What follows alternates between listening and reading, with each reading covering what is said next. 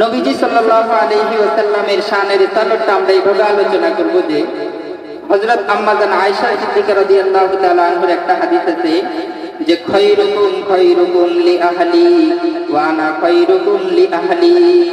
নবীজি সাল্লাল্লাহু আলাইহি ওয়াসাল্লাম ইরশাদ করেন, পৃথিবীর পুরুষদের মধ্য থেকে ওই পুরুষ সর্বোত্তম, ওই পুরুষ ভালো, ওই পুরুষ মর্যাদাশীল, ওই পুরুষ পারফেক্ট যে তার স্ত্রীর নিকট যত ভালো। জনাবে মুহাম্মদ মুস্তাফা সাল্লাল্লাহু আলাইহি ওয়াসাল্লামের স্ত্রী, ঘরের মানুষ নবীজির শানের তালত বর্ণনা করতেছেন, সম্মান মর্যাদা বর্ণনা করতেছেন। লানা শামসুন ওয়ালিল আফাকি শামসুন ওয়া শামসি আফদালুশ শামসিস সামাই ফা ইন্নাশ শামসা তাতলু বা'দা ফাজরিন ওয়া শামসি তাতলু বা'দাল আশাই। আম্মা জান আয়েশা সিদ্দিকা রাদিয়াল্লাহু তাআলা আনহা বলেন, দুনিয়ার মানুষের যে সূর্য আছে সেই সূর্য থেকে আমার পার্সোনাল যে সূর্য আছে সেটি অনেক উত্তম। আর দুনিয়ার মানুষের সূর্যটা উদিত হয় ফজরের নামাজের পরে, আমার সূর্যটা উদিত হয় আশারের নামাজের পরে আমার ঘরে।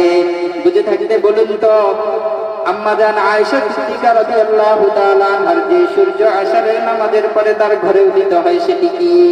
সেটি হলো আকায়ে নামেদার তাজদার মদিনা সরকারে দু জাহান জনাবে মুহাম্মদ মুস্তাফা সাল্লাল্লাহু আলাইহি ওয়াসাল্লাম। हकीकत की खबर देने बशीराया नज़ीराया शहंशाहे नजिस के पास वजू मेरे फकीराया। मुबारक हो ज़माने को कि खत्मुल मुरसलीन आया, सहाबे रहम बनकर रहमतल लिल आलमीन आया। আম্মা জান আয়েশা সিদ্দিকা রাদিয়াল্লাহু তাআলা আনহা তার স্বামী সম্পর্কে এভাবে চমৎকার ভাবে কবিতা আবৃত্তি করে পৃথিবীর মানুষের কাছে জনাবে মুহাম্মদ মুস্তাফা সাল্লাল্লাহু আলাইহি ওয়াসাল্লামের শানের তালাতের সনদ বয়ান করলেন। এছাড়াও পৃথিবীর এমন কোনো ভাষা নাই, এমন কোনো কালি নাই, এমন কোনো কলম নাই যে কলমে, যে ভাষায়, যে কাগজে, যে প্রকারের কাগজে, যেই রকমের কলমে জনাবে মুহাম্মদ মুস্তাফা সাল্লাল্লাহু আলাইহি ওয়াসাল্লামের মর্যাদা বর্ণনা করা হয় নাই। মিশরের বিখ্যাত কবি ইমাম বুসিরি নওয়ারাল্লাহু মারকাদাহু একজন বহুত বড় শায়ের ছিল। তিনি ইচ্ছা করলেন যে আমি এবার দু জাহানের সরদার জনাবে মুহাম্মদ মুস্তাফা সাল্লাল্লাহু আলাইহি ওয়াসাল্লামের শানে কিছু কবিতা লিখবো, আবৃত্তি করব। এই নিয়ে তার লিখিত সেই কবিতাগুলো হলো আমিন তাযাক্কুরি গনিম বিদি সালামি মা জাদতা দামান জারা মিন মুqlatin বিদামি আম হাব্বাতির রিহু মিন তিলকাই কাযিমাতিন আও মাযাল বারকু ফিল যালমা'i মিন ইযামি فما لي عينيك إن قلت كفوفها ماتا وما لي قلبك إن قلت استفق يا هيمي أيحسب الصب أن الحب منكتم ما بين منسجم منه ومضطرم لولا الهوى لم تريق دمعا على طلال ولا أركت لذكر الباني والعالم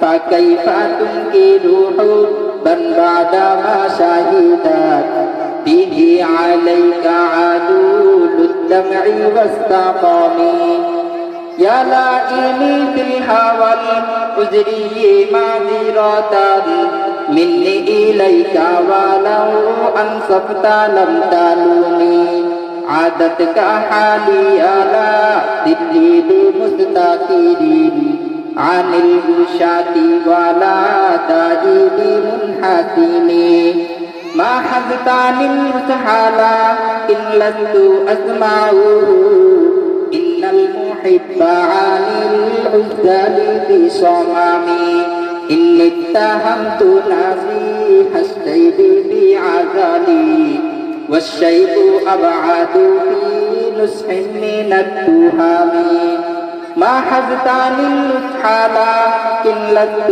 أسمعه إن المحب عاني العزال بصمامي إني اتهمت نفسي الشيب في عزالي والشيب أبعد في نصح من التهام এভাবে আমি শুধুমাত্র অল্প কিছু পাঠ করলাম। একটি কিতাব তিনি রচনা করে ফেললেন জনাবে মুহাম্মদ মুস্তাফা সাল্লাল্লাহু আলাইহি ওয়াসাল্লামের শানে প্রশংসা করে। এই যুগেও যদি কেউ এই কিতাব পুরাটা পড়ে কোনো বিষয়ে দোয়া করে আল্লাহ তাআলা সেই দোয়া কবুল করেন। নবীজির প্রশংসায় লিখিত সেই কিতাবের নাম কসিদাতুল বুরদা। আলহামদুলিল্লাহ الحمد لله الذي جعل الشمس والقمر بحسبان والنجم والشجر يسجدان وفضل زمانا على زمان كما فضل مكانا على مكان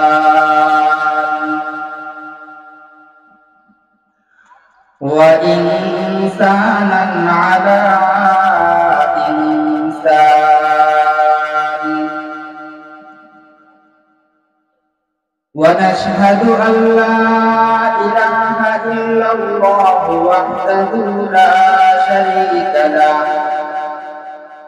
ولا طريق له ولا وزير له ولا نذير له ولا شفيع له ولا مقيل له ولا مثال له ولا مثل له ولا أصل له ولا شبه له ولا كفو له ولا وقت له ولا زمان له ولا زد له ولا ند له ثم نشهد أن لا إله إلا الله وحده لا شريك له ولا خالق إلا الله ولا مالك إلا الله ولا محيي إلا الله ولا مميت إلا الله لا محيي إلا الله ولا مميت إلا الله ولا رازق إلا الله ونشهد أن سيدنا وسندنا وحبيبنا وحبيب ربنا وطبيبنا وطبيب قلوبنا ومولانا محمدا عبده ورسوله الذي علمه الله فأحسن تعليما وأدبه الله فأحسن تأديبا ثم بعثه الله إلى كافة الناس معلما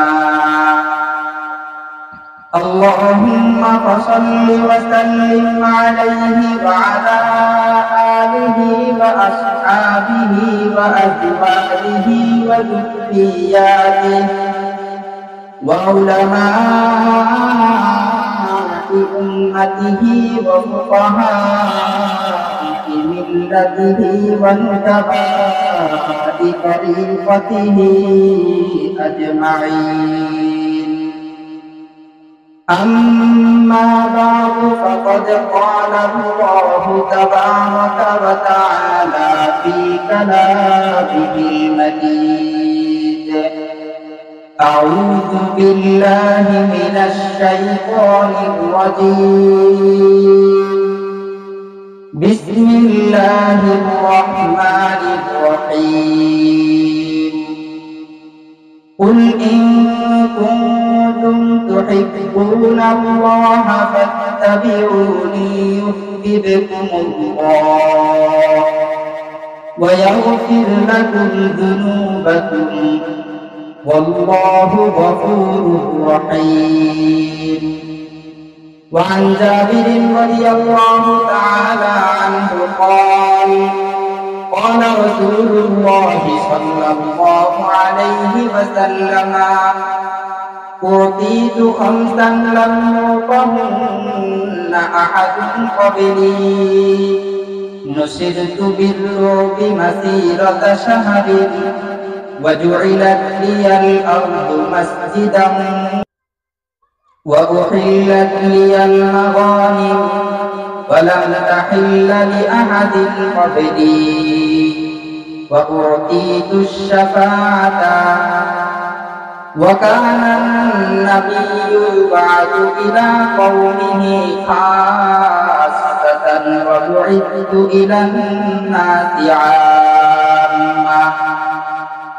وفي رواية مسلم زيادة وأوتيت جوامع الكلم وختم بي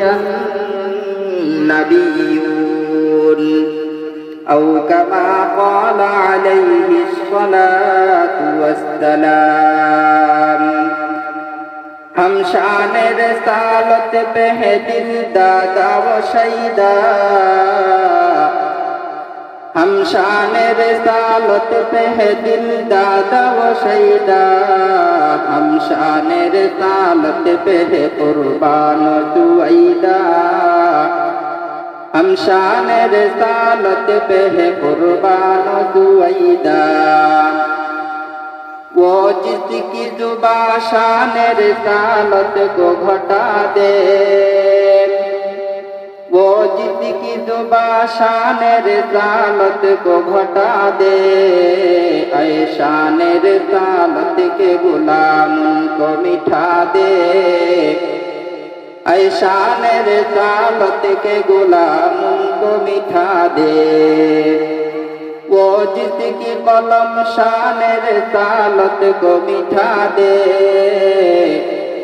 ऐ शान रसालत के गुलाम उनको मिठा दे वो जिसकी कलम शान रसालत को मिठा दे मसनद से निकालेंगे उसे खींच के लाए मसनद से निकालेंगे उसे खींच के लाए।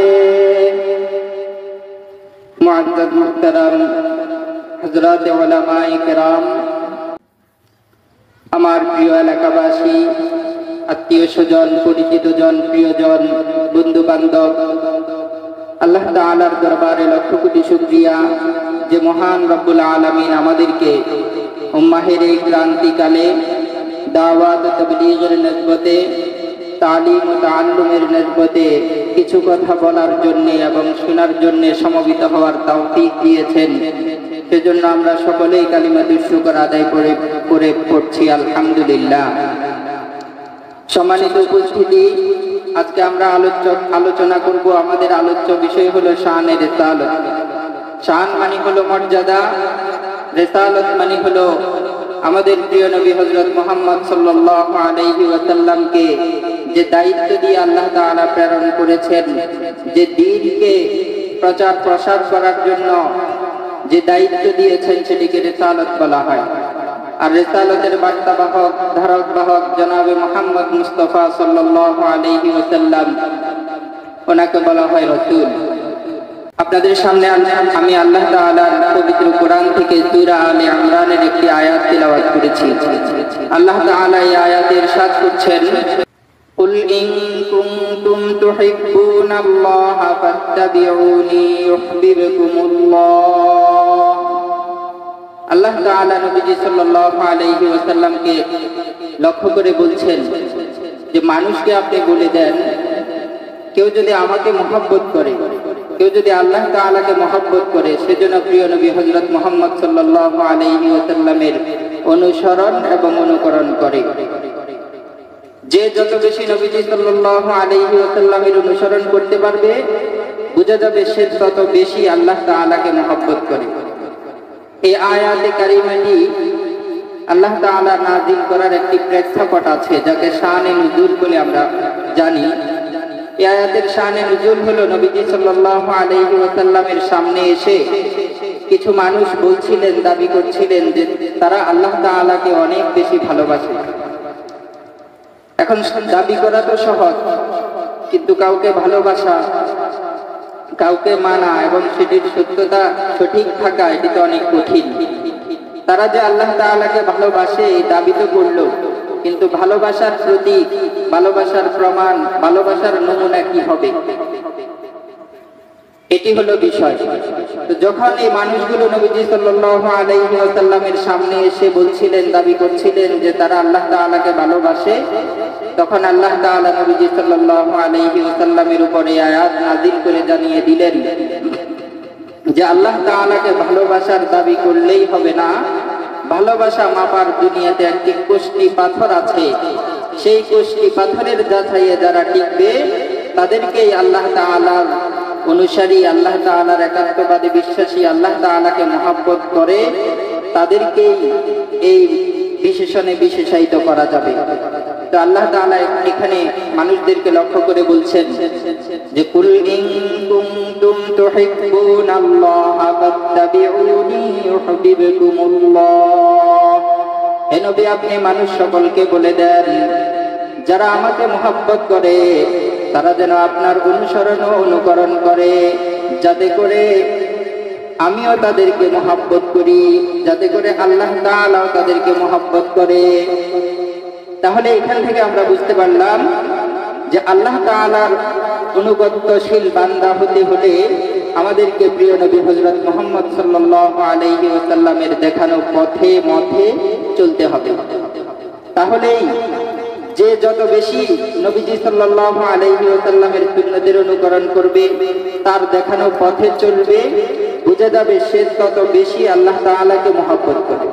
কিন্তু এমনি দাবি করলে হবে না, দাবি করলেই যাতে না হয় সেজন্য আল্লাহ তাআলা একটি রোড ম্যাপ দিয়ে দিয়েছেন, একটি কষ্টি পাথর দিয়ে দিয়েছেন যে কারা আল্লাহ তাআলাকে মানে, কারা আল্লাহ তাআলাকে মানে না, সেটি বোঝার উপায় হলো যে কে কত বেশি আল্লাহর নবী জনাবে মুহাম্মদ মুস্তাফা সাল্লাল্লাহু আলাইহি ওয়াসাল্লামকে অনুসরণ করে। আজকে পৃথিবীর দিক দিগন্তে আমাদের মুসলিম উম্মাহ নির্যাতিত, নিপীড়িত। বাংলাদেশ শতকরা 90% অথবা 95% মুসলমানদের দেশ। অল্প কিছুদিন আগে চট্টগ্রামের একটি কোর্টে বিধর্মীরা একজন মুসলিম আইনজীবীকে হত্যা করে ফেলেছে। আমাদের পার্শ্ববর্তী দেশ ভারত, সেখানে বর্তমানে একটি আইন পাশ হয়েছে মুসলমানদের বিরুদ্ধে। সেখানে যত ওয়াকফকৃত সম্পত্তি আছে সে সম্পর্কে একটি ওয়াকফ আইন জারি হয়েছে, যার ফলে মুসলমানদের জায়গা সম্পদ উগ্র বিধর্মীরা কবজা করতে পারবে, বিনষ্ট করতে পারবে, মুসলমানদের হক অধিকার লুণ্ঠন করতে পারবে। ভারতের পাশে কাশ্মীর, সেখানে বছরকে বছর ধরে মুসলমানরা নির্যাতিত। আরেকটু যদি পাশে যান, সেখানে এতদিন আমেরিকার যে নির্যাতন চলেছিল আফগানিস্তানে, অল্প কিছুদিন পূর্বে, কয়েক বছর পূর্বে সেটা স্বাধীন হয়েছে। বর্তমানে আমরা সকলে জানি ইসরায়েলের মুসলমানরা নির্যাতিত, রাফা শহর সম্পূর্ণ কুখ্যাত ইসরায়েল দখল করে ফেলেছে। এভাবে পৃথিবীর দিক দিগন্তে মুসলমানরা নির্যাতিত, নিপীড়িত। এর কারণ কি? এর কারণ আমরা আজকের এই শানে রিসালাতের আলোচনা থেকে জানতে পারবো, এই আয়াতের বিশ্লেষণ থেকে আমরা জানতে পারবো।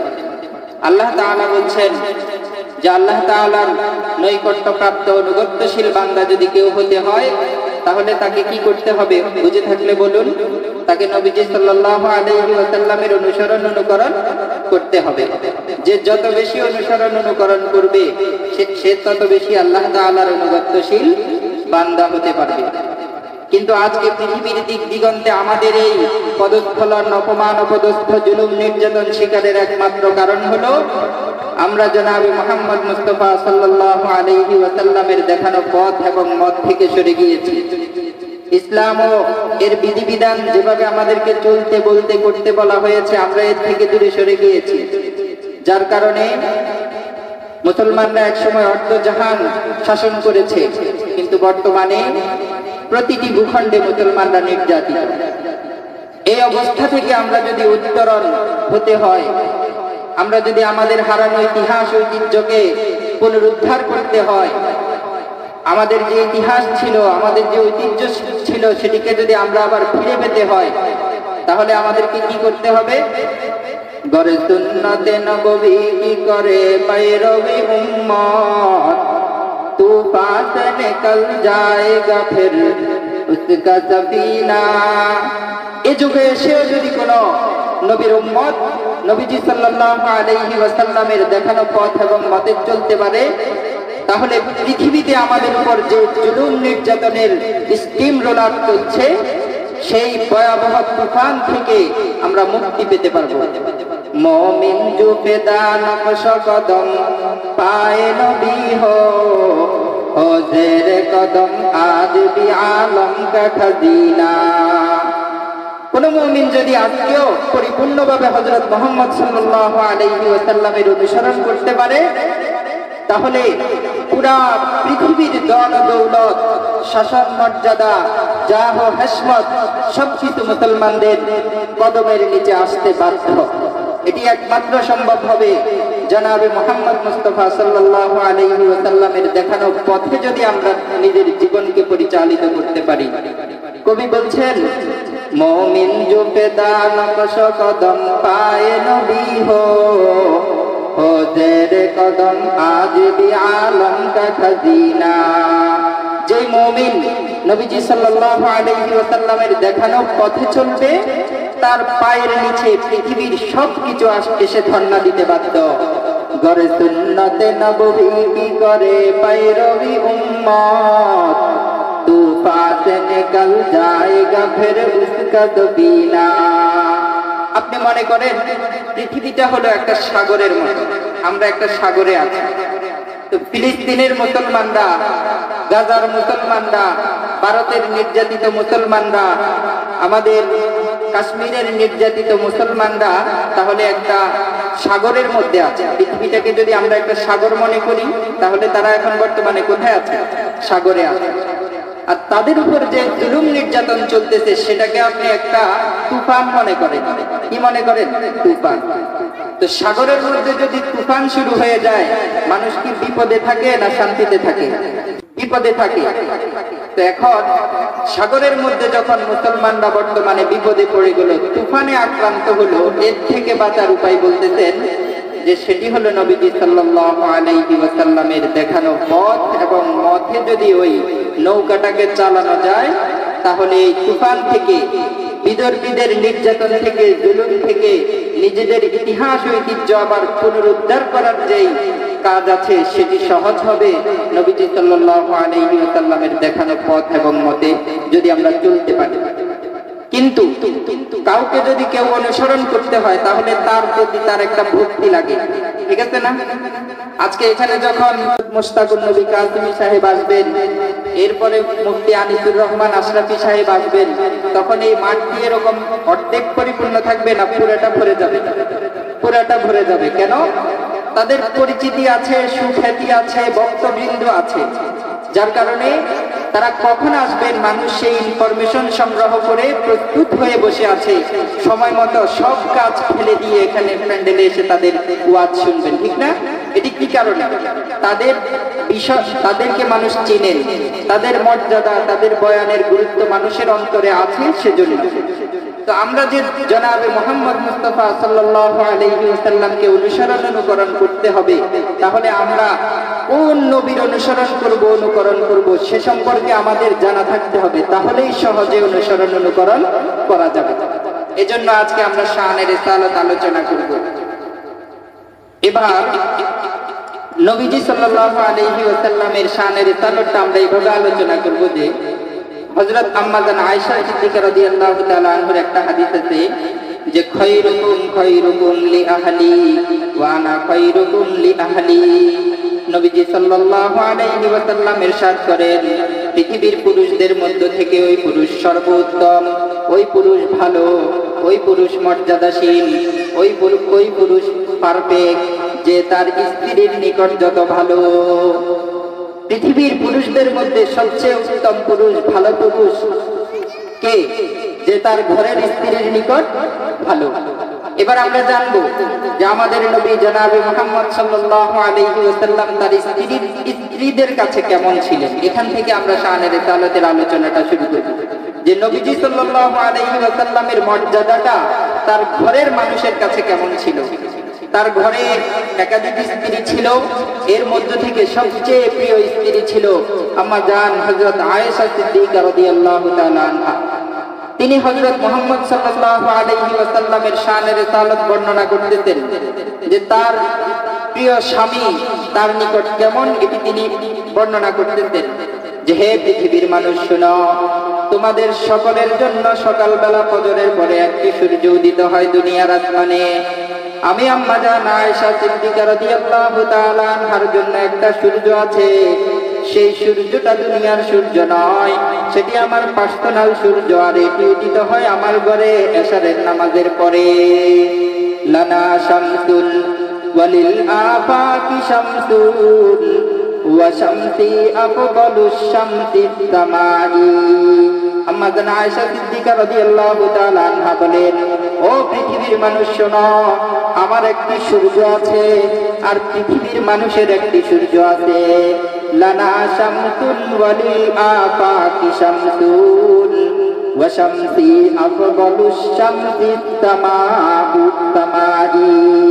আর আমার সূর্যটা হলো পৃথিবীর মানুষের যে সূর্য আছে সেই সূর্য থেকে উত্তম। তাহলে জনাবে মুহাম্মদ মুস্তাফা সাল্লাল্লাহু আলাইহি ওয়াসাল্লামের স্ত্রী, ঘরের মানুষ নবীজির শানের রিসালাত বর্ণনা করতেছেন, সম্মান মর্যাদা বর্ণনা করতেছেন যে আমার একটি সূর্য আছে, দুনিয়ার মানুষের সবার জন্য আরেকটি সূর্য আছে, আর আমার সূর্যটি দুনিয়ার মানুষের যে সূর্য আছে সেই সূর্য থেকে কি উত্তম।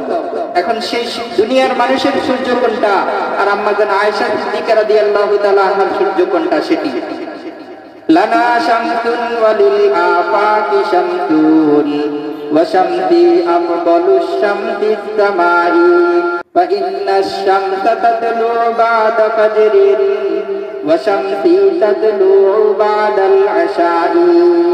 আম্মা জান আয়েশা সিদ্দিকা রাদিয়াল্লাহু তাআলা আনহা বলেন, দুনিয়ার মানুষের যে সূর্য আছে সেই সূর্য থেকে আমার পার্সোনাল যে সূর্য আছে সেটি অনেক উত্তম, আর দুনিয়ার মানুষের সূর্যটা উদিত হয় ফজরের নামাজের পরে, আমার সূর্যটা উদিত হয় আশারের নামাজের পরে আমার ঘরে।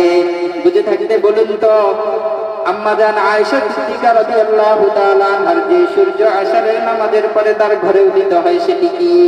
সেটি হলো আকায়ে নামেদার তাজদার মদিনা সরকারে দু জাহান জনাবে মুহাম্মদ মুস্তাফা সাল্লাল্লাহু আলাইহি ওয়াসাল্লাম। हकीकत की खबर देने बशीराया नज़ीराया शहंशाहे नजिस के पास वजू मेरे फकीराया मुबारक हो ज़माने को कि खत्मुल मुरसलीन आया सहाबे रहम बनकर रहमतल लिल आलमीन आया।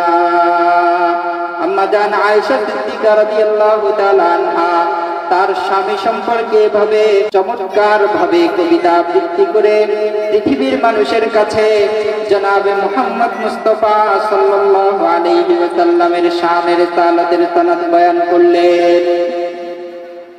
এছাড়াও পৃথিবীর এমন কোনো ভাষা নাই, এমন কোনো কালি নাই, এমন কোনো কলম নাই যে কলমে, যে ভাষায়, যে কাগজে, যে প্রকারের কাগজে, যেই রকমের কলমে জনাবে মুহাম্মদ মুস্তাফা সাল্লাল্লাহু আলাইহি ওয়াসাল্লামের মর্যাদা বর্ণনা করা হয়নি। মিশরের বিখ্যাত কবি ইমাম বুসিরি নওয়ারাল্লাহু মারকাদাহু একজন বহুত বড় শায়ের ছিল। তিনি রাজ দরবারে গিয়ে কবিতা আবৃত্তি করতেন। তো একটা সময় এসে তিনি অসুস্থ হয়ে পড়লেন।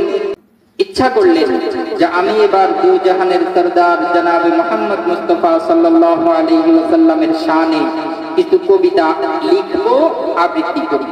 এই নিয়ত করে তিনি বসলেন। শুক্রবার রাত। এরপর যেমন নিয়ত তেমন কাজ, তিনি নবীজি সাল্লাল্লাহু আলাইহি ওয়াসাল্লামের শানে কিছু কবিতা রচনা করলেন, যার নাম হলো, বর্তমানে যে কিতাবটির নাম হলো কসিদাতুল বুরদা। কবিতা এগুলো রচনা করে বই লিখে তিনি শুয়ে গেলেন। শোয়ার মধ্যে তিনি হযরত মুহাম্মদ আরবি সাল্লাল্লাহু আলাইহি ওয়াসাল্লামকে হঠাৎ আচমকা স্বপ্নে দেখলেন। স্বপ্নে দেখছেন জনাবে মুহাম্মদ মুস্তাফা সাল্লাল্লাহু আলাইহি ওয়াসাল্লামকে তিনি নিজের লেখা কবিতাগুলো শোনাচ্ছিলেন। নবীজি সাল্লাল্লাহু আলাইহি ওয়াসাল্লাম তার প্রশংসায় লিখিত ইমাম বুসিরি রাহমাতুল্লাহি আলাইহির এই কবিতাগুলো শুনে তিনি মন্ত্রমুগ্ধ হয়ে শুনছিলেন। আর তিনি যখন ঘুম থেকে জাগ্রত হলেন, জাগ্রত হয়ে দেখেন ঘুমের মধ্যে, স্বপ্নের মধ্যে তাকে যে জনাবে মুহাম্মদ মুস্তাফা সাল্লাল্লাহু আলাইহি ওয়াসাল্লাম হাত বুলিয়ে দিয়েছিলেন, তার গায়ে একটি চাদর দিয়ে দিয়েছিলেন। এর উসিলায় ইমাম বুসিরি রাহমাতুল্লাহি আলাইহি পরিপূর্ণ সুস্থ হয়ে গেছেন। তার লিখিত সেই কবিতাগুলো হলো আমিন তাযাক্কুরিনি গনিম বিদি সালামি মাযাজতা দামান জারা মিন মুকলাতিন বিদামি আম হাব্বা বিররিহু মিন তিলকাই কাযিমাতিন আও মাযাল বারকু ফিল যালমা'i মিন ইযামি فما لي عينيك إن قلت كفوفها ماتا وما لي قلبك إن قلت استفق يهيمي أيحسب الصب أن الحب منكتم ما بين منسجم منه ومضطرم لولا الهوى لم تريق دمعا على طلال ولا أركت لذكر الباني والعالم فكيف تنكر حبا بعدما شهدت به عليك عدول الدمع والسقام يا لائمي في الهوى العذري معذرة مني إليك ولو أنصفت لم تلومي عادتك حالي على ذكري بمستقيم عن الوشاة ولا تجد منحسم ما حزتني المسحلا إن لست أسمعه إن المحب عن العزال بصمامي إني اتهمت نفسي الشيب بعزلي والشيب أبعد في نصح من التهام ما حزتني النصح لكن لست أسمعه إن المحب عن العزال بصمامي إني اتهمت نفسي الشيب في عزلي والشيب أبعد في نصح من التهام এভাবে আমি শুধুমাত্র অল্প কিছু পাঠ করলাম। একটি কিতাব তিনি রচনা করে ফেললেন জনাবে মুহাম্মদ মুস্তাফা সাল্লাল্লাহু আলাইহি ওয়াসাল্লামের শানে প্রশংসা করে। এই যুগেও যদি কেউ এই কিতাব পুরাটা পড়ে কোনো বিষয়ে দোয়া করে, আল্লাহ তাআলা সেই দোয়া কবুল করেন। নবীজির প্রশংসায় লিখিত সেই কিতাবের নাম কসিদাতুল বুরদা। তাহলে আমরা নবীজির প্রশংসা, নবীজির মর্যাদা তার ঘরের মানুষের কাছে কেমন ছিল সেটি শুনলাম আম্মা জান আয়েশা সিদ্দিকা রাদিয়াল্লাহু তাআলা আনহার সুরে। এরপর আফাকে আলম, পৃথিবীর বিভিন্ন দিক দিগন্তের মানুষ, কবি, লেখক, সাহিত্যিক, গবেষক, তারা নবীজি সাল্লাল্লাহু আলাইহি ওয়াসাল্লামকে কোন চোখে দেখেন, কিভাবে তার মর্যাদা মানেন, সে সম্পর্কে আমরা কিছু আলোচনা করলাম। এবার স্বয়ং জনাবে মুহাম্মদ মুস্তাফা সাল্লাল্লাহু আলাইহি ওয়াসাল্লামের হাদিস তার জবান থেকে আমরা নবীজির শানের রিসালাত শুনব। হযরত ইবনে আব্বাস রাদিয়াল্লাহু তাআলা আনহু থেকে বর্ণিত, তিনি বলেন, একদা সাহাবায়ে কেরাম একটি মজলিস কায়েম করলেন। সেখানে সবাই মিলে দ্বীনি বিষয়ে আলোচনা করছিলেন। ইতিমধ্যে হযরত মুহাম্মদ সাল্লাল্লাহু আলাইহি ওয়াসাল্লাম বের হলেন এবং সেই মজলিসের নিকট দিয়ে যাচ্ছিলেন এবং শুনছিলেন। সেখানে সাহাবায়ে কেরাম রিদওয়ানুল্লাহি তাআলা আলাইহিম আজমাইন আলোচনা করছিলেন। قال بعضهم إن الله اتخذ إبراهيم خليلا। নবীজি সাল্লাল্লাহু আলাইহি ওয়াসাল্লামের সাহাবীদের মধ্য থেকে কেউ কেউ পূর্ববর্তী পয়গম্বরদের মধ্য থেকে হযরত ইব্রাহিম আলাইহিস সালাতু ওয়াস সালাম সম্পর্কে ইরশাদ বলছেন যে আল্লাহ তাআলা হযরত ইব্রাহিম আলাইহিস সালাতু ওয়াস সালামকে খলিল রূপে গ্রহণ করছেন। আল্লাহর কালিমা এবং রূহ ছিলেন, অর্থাৎ হযরত জিবরিল আমিন ফুৎকার দিয়ে তার মায়ের উদরে আল্লাহ তাআলা এর মাধ্যমে হযরত ঈসা আলাইহিস সালামকে সৃষ্টি করেছিলেন। ওয়াকালা আখারু আদম মুস্তাফাহুল্লাহ। অন্য একজন বললেন যে আল্লাহ পাকের পূর্ববর্তী পয়গম্বরদের মধ্য থেকে, নবীদের মধ্য থেকে হযরত আদম আলাইহিস সালাতু ওয়াস সালামকে আল্লাহ তাআলা অধিক প্রশংসিত এবং মর্যাদাবান করেছেন। এভাবে হযরত সাহাবায়ে কেরাম রিদওয়ানুল্লাহি তাআলা আলাইহিম আজমাইনরা অন্যান্য নবীদের প্রশংসা করছিলেন। আর পাশ দিয়ে নবীজি সাল্লাল্লাহু আলাইহি ওয়াসাল্লাম যাচ্ছিলেন। ফারাজা আলাইহিম রাসূলুল্লাহ সাল্লাল্লাহু আলাইহি ওয়াসাল্লাম ওয়া ক্বালা ক্বাদ সামি'তু কালামাকুম ওয়া আজাবাকুম। নবীজি সাল্লাল্লাহু আলাইহি ওয়াসাল্লাম ওই সমস্ত মজলিসের সাহাবীদেরকে ডাক দিয়ে বললেন যে আমি তোমরা কি আলোচনা করছিলে সেটি শুনেছি এবং আমি আশ্চর্য হয়েছি। ইন্না ইব্রাহিমা খলিলুল্লাহি ওয়া হুয়া কাযালিকা। তোমরা যে বলেছো আল্লাহ তাআলা ইব্রাহিম আলাইহিস সালাতু ওয়াস সালামকে খলিলুল্লাহ রূপে গ্রহণ করেছে, এটি বাস্তব। হযরত মূসা আলাইহিস সালাতু ওয়াস সালামের সাথে সরাসরি কথোপকথন করেছেন, সেটিও সঠিক। হযরত ঈসা আলাইহিস সালাম আল্লাহ তাআলা জিবরিল আমিনের ফুৎকারের মাধ্যমে সৃষ্টি করেছেন, সেটিও সঠিক। হযরত আদম আলাইহিস সালাতু ওয়াস সালামকে সমস্ত জিনিসের নাম শিখিয়ে এবং ফেরেশতাদের সিজদার মাধ্যমে হযরত আদম আলাইহিস সালাতু ওয়াস সালামকে প্রশংসিত করেছেন, মর্যাদাবান করেছেন, সেটিও সঠিক। আলা ওয়া আনা হাবিবুল্লাহ ওয়ালা ফাখরা। কিন্তু আমার সাহাবীরা শোনো, আমি হলাম আল্লাহ পাকের হাবিবুল্লাহ। তোমরা বলেছো ইব্রাহিম আলাইহিস সালাম ছিল খলিলুল্লাহ, কিন্তু যেই নবীর উম্মত তোমরা, সেই নবী হলো আল্লাহ তাআলার হাবিবুল্লাহ। খলিলুল্লাহ আর হাবিবুল্লাহর মধ্যে একটু পার্থক্য আছে। খলিলুল্লাহ, খলিল শব্দটি হলো খাস আর হাবিব শব্দটি হলো আম। নবীজি সাল্লাল্লাহু আলাইহি ওয়াসাল্লামের শানের রিসালাত নিজেই শিক্ষা দিচ্ছেন যে তোমরা যে পূর্ববর্তী নবীদের মান সম্মান নিয়ে আলোচনা করছো সেটি ঠিক আছে, কিন্তু তোমরাও যে নবীর উম্মত, সেই নবী হলাম আমি আর আমি হলাম হাবিবুল্লাহ। ওয়া আনা হামিলু লিওয়াইল হামদ। আমি হলাম লিওয়ায়ে হামদের এই জান্ডার ধারক বাহক।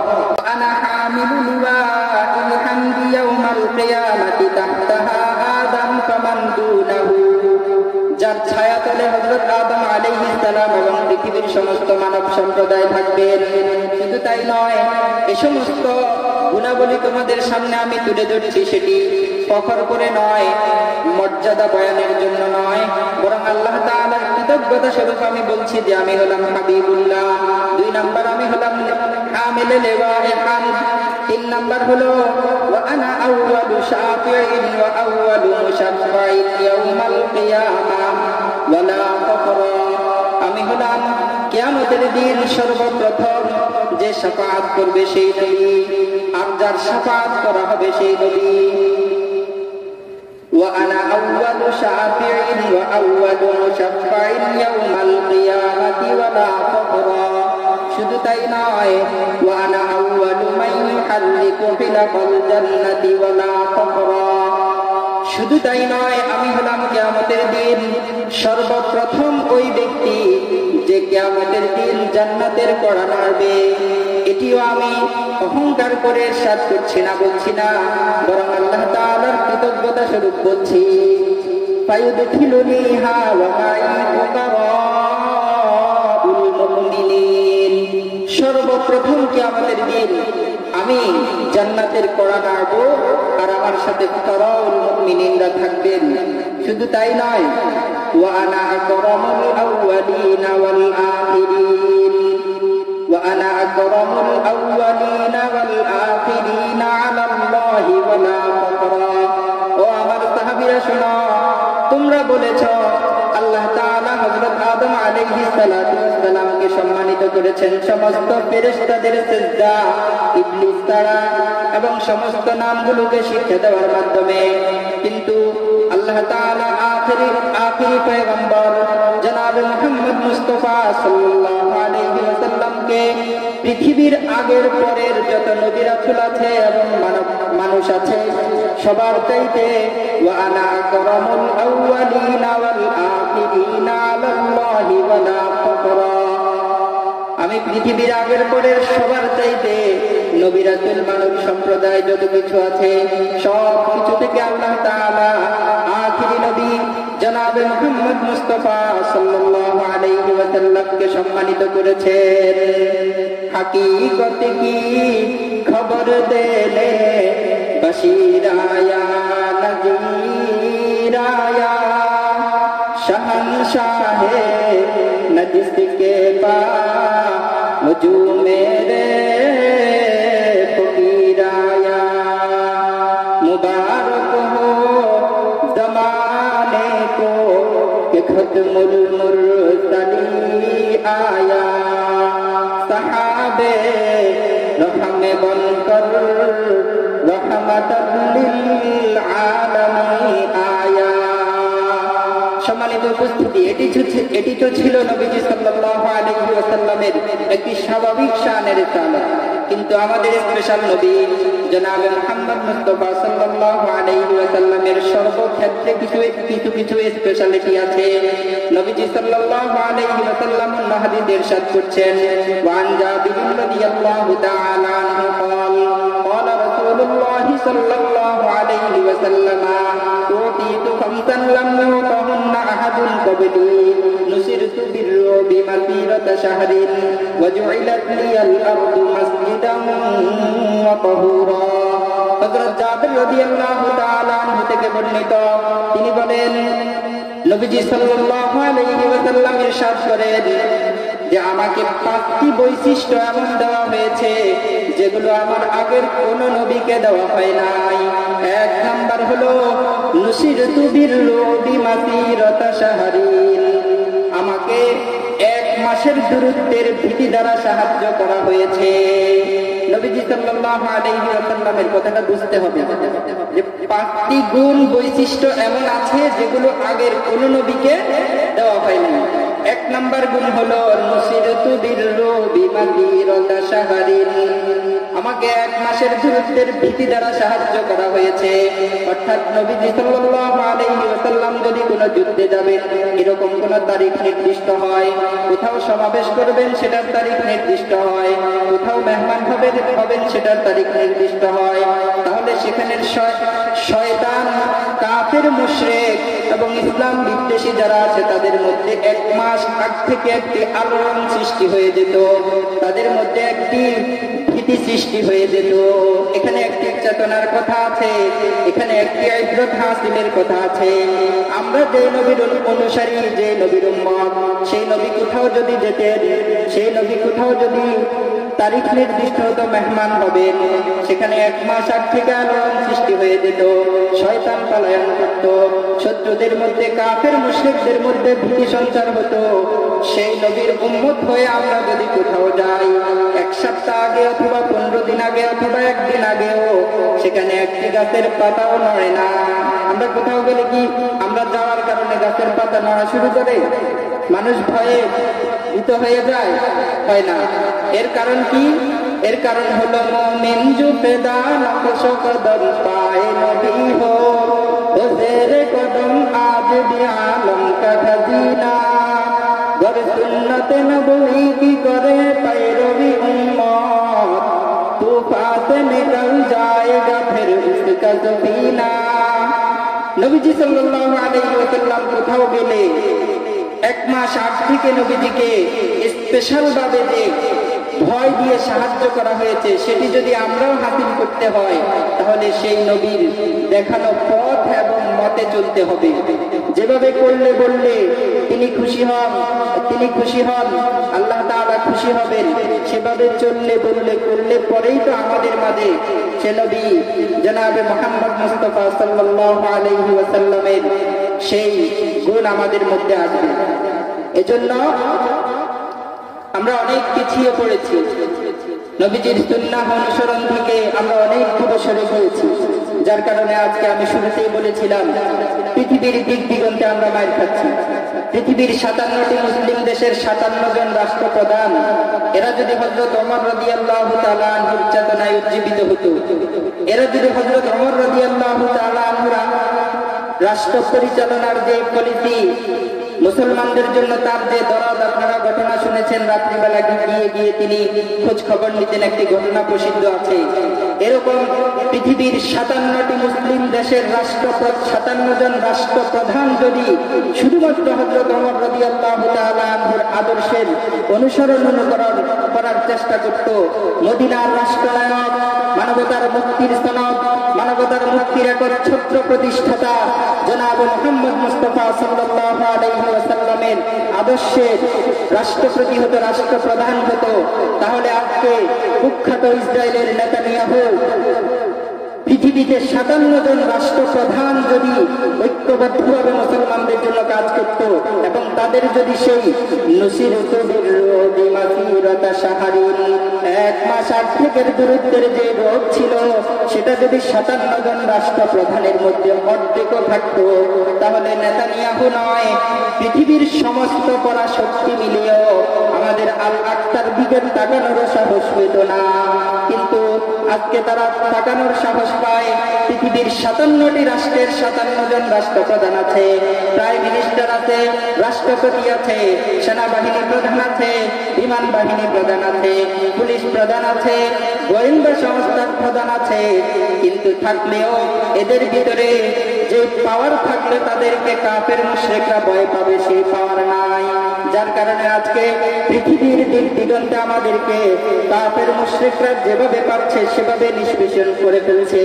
কিন্তু মুসলমানরা আজকে সচেতন হওয়া শুরু করছে, কিভাবে আমাদের আকসাকে রক্ষা করা যায়, ভারতের নির্যাতিত মুসলমানদের পাশে দাঁড়ানো যায়, কিভাবে আমাদের হারানো ইতিহাস ঐতিহ্যকে আমরা আবার ফিরে পেতে পারি, সেজন্য মুসলমানরা সচেতন হচ্ছে। কিন্তু সচেতন হয়ে কোন পথে চললে, কি কাজ করলে পরে এগুলোতে সফল হওয়া যাবে, সেটি হলো মুমিন জুফেদা নকশ কদম পায়ে নবী হো ও জেরে কদম আজ भी आलम का खजीना। পৃথিবীর সমস্ত শক্তি যদি আমাদের পায়ের নিচে এসে সিজদায় লুটিয়ে পড়তে হয়, 1 নাম্বার কাজ হবে আমাদেরকে মানবতার মুক্তির একচ্ছত্র প্রতিষ্ঠাতা, বিশ্ব শান্তির অগ্রদূত জনাবে মুহাম্মদ মুস্তাফা সাল্লাল্লাহু আলাইহি ওয়াসাল্লামের আদর্শের অনুসারী হওয়া। আমরা যে কালেমা পড়ে মুসলমান হয়েছি, এই কালেমা হলো কালিমায়ে তাওহীদ, লা ইলাহা ইল্লাল্লাহ মুহাম্মাদুর রাসূলুল্লাহ। এখানে দুটি অংশ, একটি হলো লা ইলাহা ইল্লাল্লাহ আর একটি হলো মুহাম্মাদুর রাসূলুল্লাহ।